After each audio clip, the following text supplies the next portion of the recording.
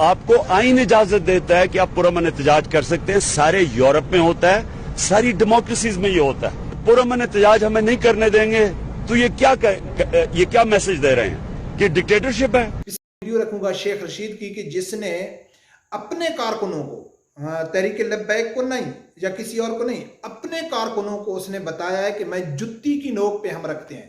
बिस्मिल्लाह रहमान रहीम। अस्सलाम वालेकुम नाजरीन, जैसा कि आप लोगों को मालूम है कि 5 बजे तक जो सब लोग इंतज़ार में थे कि मजलिस शूरा की तरफ से कौन सा ऐलान होता है, तो मजलिस शूरा ने बाकायदा ऐलान कर दिया है कि 22 अक्टूबर बाद नमाज जुम्मा इस्लामाबाद की तरफ नामूस रिसालत मार्च का बाकायदा आगाज़ होगा। सब लोगों को मालूम हो गया, हुकूमत को भी मालूम हो गया कि आगे वाला क्या अमल था, उन्होंने बता दिया है। अब सब आशिकान रसूल का हक बनता है सब आदमी का कि वो इस लॉन्ग मार्च में शिरकत करें।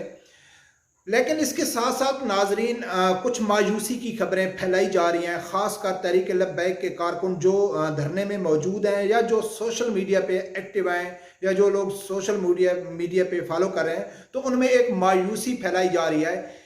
वो मैं आप लोगों के सामने रखूँगा और बाद में एक और वीडियो रखूँगा शेख रशीद की कि जिसने अपने कारकुनों को, तहरीक लब्बैक को नहीं या किसी और को नहीं, अपने कारकुनों को उसने बताया है कि मैं जुत्ती की नोक पे हम रखते हैं।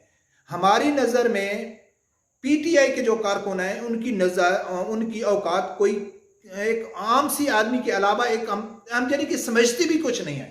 वो आप लोगों को मैं बताऊंगा कि कैसे उसने कहा है। सबसे पहले नाज़रीन हम बात करते हैं कि जो मायूसी की खबर फैला रही है, ये भी सच है कि इंटरनेट बंद कर दिया गया, जहां धरना जारी है इंटरनेट की सर्विस बंद कर दी गई।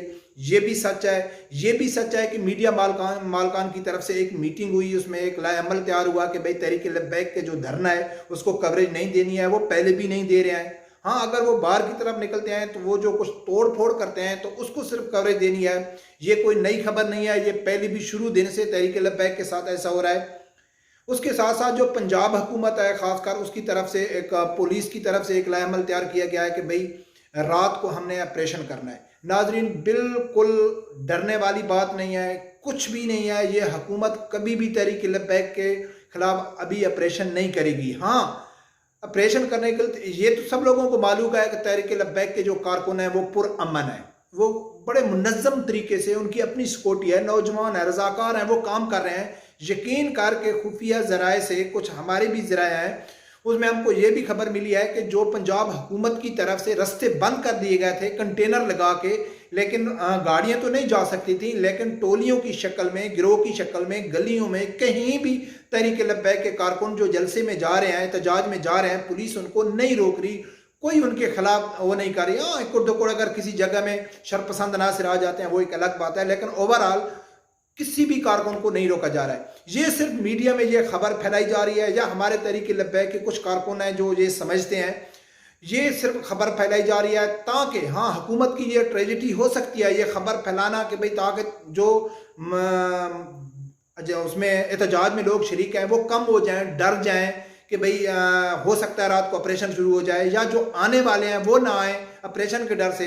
लेकिन उनको क्या मालूम है कि तहरीक लब्बैक के कारकुन जब घर से निकलते हैं तो इसी सोच से निकलते हैं कि हम शहीद होकर वापस आएंगे। ये तो बात गलत है कि वो तहरीक लब्बैक से डरने वाले नहीं हैं। नाज़रीन, मेरे ख्याल में हुकूमत कभी भी ये अपने पाँव पे कुल्हाड़ी नहीं मारेगी। उसको तहरीक लब्बैक की जो ताकत है मैं आप लोगों को डिटेल से बता चुका हूँ। उनको अच्छी तरह मालूम है कि तहरीक लब्बैक की जो ताकत है उसका हम मुकाबला नहीं कर सकते। अगर 5% भी हुकूमत को ये तवक्को होती कि हम तहरीक लब्बैक के यानी कि का मुकाबला कर सकते हैं या उनको दबा सकते हैं, तो वो अल्लामा साद रिजवी साहब को गैर कानूनी तौर पर नाजायज़ तरीके से 5 महीने जेल में कभी भी नहीं रखती। अब नाजरीन बात करते हैं शेख रशीद साहब की कि उसने जो कहा है ना, मैं अपने जो कारकुन है, तो मैं लास्ट वीडियो में भी बताया था कि ज़रूरी नहीं होता है किसी का क्लियर खोल के कहना, लेकिन वो अपने इशारों में सब कुछ बता देते हैं, सिर्फ समझने की ज़रूरत होती है। सबसे पहले आप लोग वो वीडियो क्लिप देखो शेख रशीद साहब का, जिसके ऊपर तहरीक लब्बैक के हवाले से जब सवाल किया गया तो उसने क्या जवाब दिया, मैं आप लोगों को पूरी डिटेल से बताऊंगा, लाजमी सुन। तहरीक लब्बैक के मसले में फ्रांसीसी एम्बेसडर को निकालने का मतलब ये है कि सारी यूरोपीय यूनियन से हम बाहर हो जाएंगे। मुझे जवाब देने दें प्लीज। और फ्रांसीसी एम्बेसडर से हटकर इस मुल्क में मदीने की रियासत के लिए इमरान खान काम कर रहा है। काला काला रसूलुल्लाह कालम बुलंद करेंगे। अपोजिशन देखें, जितना मीडिया अपोजिशन को। नाजरीन, आप लोगों ने सुना है कि जब शेख रशीद के ऊपर सवाल किया गया कि तहरीक लब्बैक के धरने के हवाले से या उनके जो मुतालबात हैं उनके बारे में आपका क्या ख्याल है, तो इस इंसान, बदबख्त इंसान ने, बस मैं इतना ही कह सकता हूं, इस बदबख्त इंसान ने क्या जवाब दिया है कि हम फ्रांस के सफीर को निकालते हैं तो हमारा यूरोपीय यूनियन से तल्लक खराब हो जाएंगे। नाजरीन, सोचने वाली बात यह है कि इसने ये नहीं कहा है कि तहरीक लब्बैक क्यों कह रही है भाई फ्रांसीसी सफीर को हम क्यों निकालें, चाहे फ्रांस का सफीर है, चाहे बांग्लादेश का है, चाहे इंडिया का है, चाहे किसी भी मुल्क का है।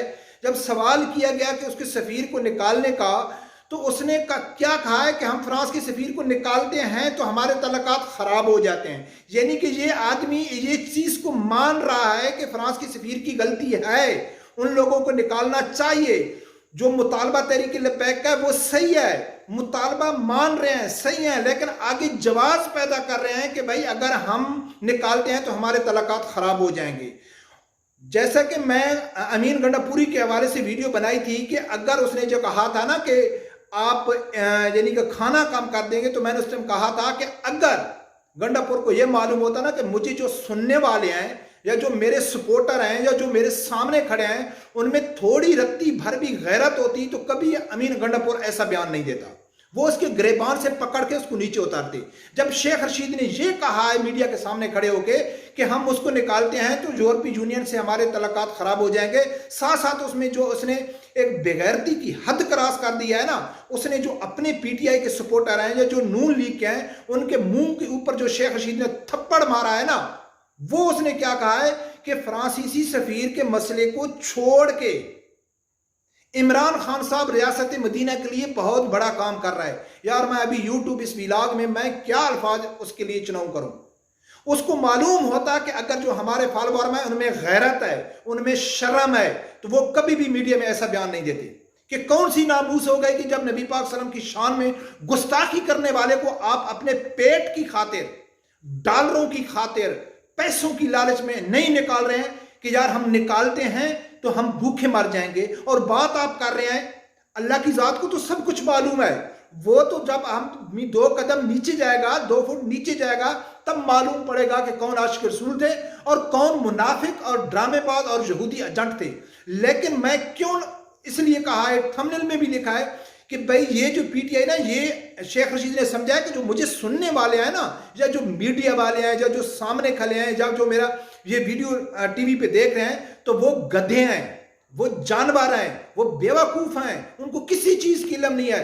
शेख रशीद को ये कन्फर्म था, तब उसने ये बयान दिया है कि फ्रांस के मसले को छोड़ के बाकी हम नामूस के ऊपर बात कर रहे हैं।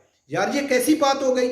ये तो वही बात हो गई कि मैं इससे बुरी मिसाल तो मैं इस व्लॉग में तो नहीं दे सकता हूं, लेकिन आप लोगों को समझा दूं कि अगर कोई आदमी शेख रशीद की बहन को सरे बाजार में उसका दोस्त छेड़ देता है, मैं सिर्फ इतना अल्फाज इस्तेमाल करता हूं, तो शेख रशीद जवाब देगा कि भाई उसके साथ मैं तल्लक खराब नहीं करता हूं क्योंकि वो मेरा बहुत अच्छा दोस्त है, उससे मुझे बहुत नुकसान होएगा। बाकी मेरे बहन के मसले को छोड़ के बाकी वो मेरा बहुत अच्छा दोस्त है, बहुत ईमानदार है, मेरी हेल्प करता है, मेरा दोस्त है, मेरे दुख का साथी है। लेकिन एक उसने जो मेरी बहन को छेड़ा था ना, उसको छोड़ दो, उस मसले को छोड़ दो। उसके लिए सबसे यही अल्फाज बेस्ट होते हैं शेख रशीद को समझाने के लिए।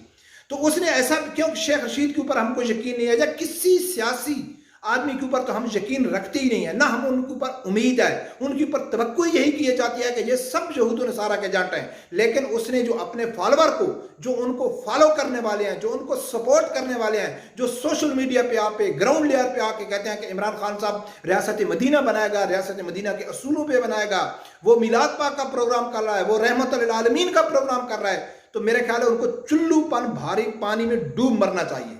उनको समझना चाहिए कि हमारे जो लीडर हैं, हमारे जो कैदीन हैं, जो हमारा वज़ीर आज़म है, वो कौन सा खेल हमारे साथ खेल रहा है, कौन से धोखे में हमको साथ रखा हुआ है। तो नाजरीन, ये मेरे अपने जज्बात थे। यकीन कर बहुत दुख हुआ शेख रशीद का ये बयान सुन के। तो मेरी आप लोगों से गुजारिश है, ये कुछ भी नहीं करेगी हुकूमत।